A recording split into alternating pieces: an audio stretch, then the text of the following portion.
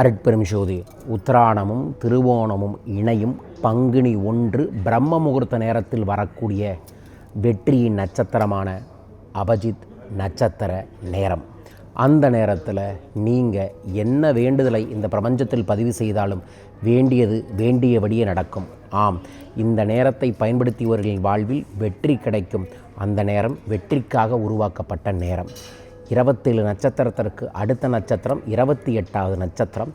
கிருஷ்ண பகவான் தன் மயில் இறகுக்குள்ளே மறைத்து வைத்திருக்கக்கூடிய நட்சத்திரம். தவறான மனிதர்கள் தவறான எண்ணங்களுக்கு அதை செய்வதன் மூலமாக அதிலும் வெற்றி கிடைக்கும் என்பதற்காக இது மீண்டும் மீண்டும் மறைக்கப்பட்ட ரகசியமாகவே இருக்குது. வரும் மார்ச் 15ஆம் தேதி அதிகாலை 4:30 4:54 வரைக்கும் அபஜித் நட்சத்திர முகூர்த்த நேரம் வருது. அது பிரம்மமுகூர்த்த நேரம், சூரிய நாள். அதோடு சேர்ந்து இன்னொரு சிறப்பு என்னென்னா, பங்குனி 1 மீன மாதம். ஐயப்பன் இந்த பிரபஞ்சத்தில் வெளிப்பட்ட, முருக பகவான் இந்த பிரபஞ்சத்தில் வெளிப்பட்ட தெய்வீகமான மாதம்.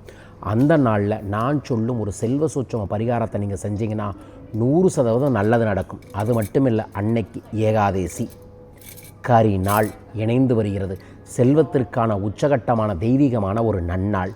உங்களோட பேரையும் வெற்றின்னு பதிவு செஞ்சுட்டு லைக் பண்ணி ஷேர் பண்ணி சப்ஸ்கிரைப் பண்ணிவிட்டு இந்த பதிவை முழுமையாய் பாருங்கள். 24 நிமிடம் 4:30 4:54 ஒரு தட்டு நிறைய கோதுமையை பரப்பி சென்டரில் ஒரு நெய் அகல் விளக்கு ஏற்றி ஒரே ஒரு செல்வ வேண்டுதல், பண வேண்டுதல், இத்தனை லட்சம் வேணும், இத்தனை 1000 வேணும், இத்தனை கோடி வேணும்னு உண்மையாக நேர்மையாக முயற்சி செய்யக்கூடிய ஒரு தொகையை பிரியாணி இலையில் எழுதி அதில் புணுகு தடவி கொஞ்சோண்டு மஞ்சள் தடவி அந்த விளக்குக்கு முன்னாடி வச்சுட்டு ஏதோ ஒரு கோதுமை பிரசாதம், பெஸ்ட்டு பூரி செஞ்சு வைக்கிறது நல்லது. மகாலட்சுமிக்குரிய சூட்சம உணவு வச்சுட்டு அந்த தீபத்திற்கு முன்னாடி உட்கார்ந்து ஓம் ஸ்ரீம் க்ளீம் அபஜித் நட்சத்திராய நமோ நம, ஓம் ஸ்ரீம் க்ளீம் அபஜித் நட்சத்திராய நமோ நம என்கின்ற மந்திரத்தை நீங்கள் 24 முறை ஜபம் செய்துவிட்டு அந்த பிரியாணிகளை எடுத்து நன்றி உணர்வோடு அதை எரிச்சிட்டு அந்த தீபத்துக்கிட்ட மனசார நன்றி தெரிவிங்க. எனக்கு இந்த தேவையை பூர்த்தி செய்த பிரபஞ்ச பேராற்றலுக்கு அபஜித் நட்சத்திரத்துக்கு கொடான கோடி நன்றின்னு வேண்டிட்டு 24 நிமிடம் முடித்ததுக்கப்புறம் விளக்குக்கு கீழே இருக்கக்கூடிய கோதுமையை எடுத்து கிழக்கு திசையில் தூவி விடுங்க. அதற்கு அப்புறம் அந்த பிரசாதத்தையும் கொஞ்சம் வடக்கு திசையில் தூவி விட்டுட்டு அன்றைய காலை உணவாக அந்த கோதுமை பிரசாதத்தை சாப்பிடுங்க.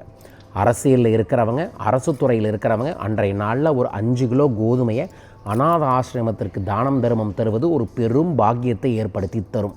ஸோ இதை அனைவரும் கடைபிடித்து சகல செல்வங்களையும் பெற வேண்டுமென முன்கூட்டியே பதிவு செய்கிறேன்.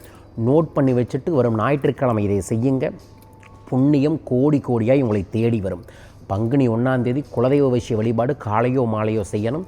அடுத்த பதிவாக பங்குனி 1 குலதெய்வ வைசிய பூஜையை சொல்லித்தரேன். மறக்காமல் அதையும் செய்யுங்கள்.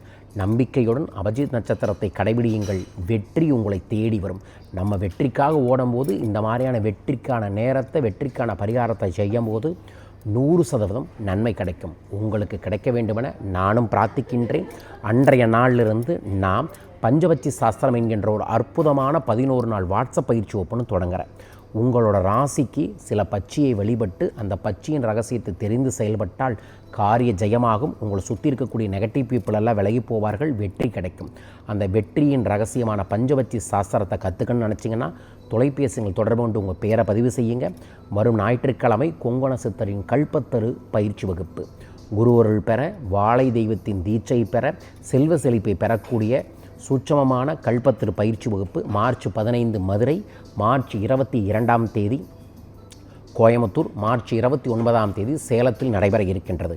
கலந்து கொண்டு வளம் பெறுங்கள். என்னை சந்திக்க பயிற்சி வகுப்பில் கலந்து கொள்ள உங்கள் வாழ்வில் இருக்கக்கூடிய எல்லா விதமான பிரச்சனைகளுக்கும் தீர்வுகளுக்கான தொலைபேசி எண்களில் தொடர்பு கொள்ளுங்கள். மீண்டும் ஒரு அற்புத பதிவில் உங்களை சந்திக்கின்றேன். வாழ்க வையகம், வாழ்க பணமுடன். நன்றிகள் கோடி.